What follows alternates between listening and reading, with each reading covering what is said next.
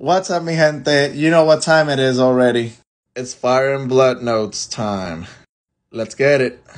Actually, before I start, if you guys haven't watched part 1 of my Fire and Blood talk, go watch that video first and then come here. That way you're up to date with any of the notes that I've taken from reading the book for the first time. Now let's get it. So 12 years before the Doom of Valyria, Einar?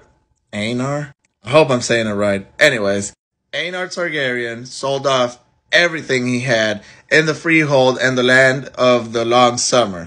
And after doing all of that, he moved to Dragonstone with everything. When I say everything, I mean everything. Wives, slaves, money, of course, dragons, of course.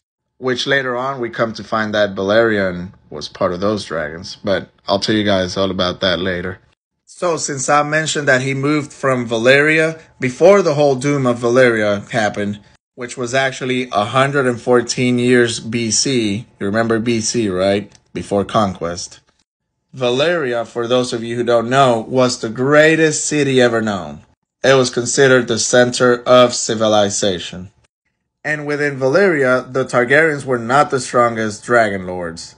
Which is crazy to think now, because we've seen and heard so many great things. So I definitely cannot wait to learn more of those other dragon lords that were once bigger, stronger than the Targaryens. But anyways, when reading, you come out to find out that Einar had a daughter named Daenerys Targaryen. Daenerys was known as Daenerys the Dreamer, and she actually was the one that first saw the whole, the Doom of Valyria. And she also foresaw that it was going to be by fire. So with Einar leaving to Dragonstone, it ended up being the Targaryens, the last living dragon lords.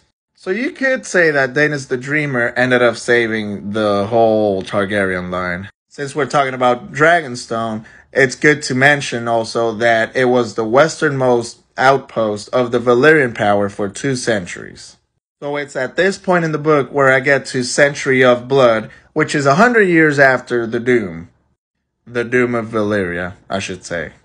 And during this time of Century of Blood, the Targaryens did not look west as much. They were more concentrated to the east, so they did not care much about Westeros.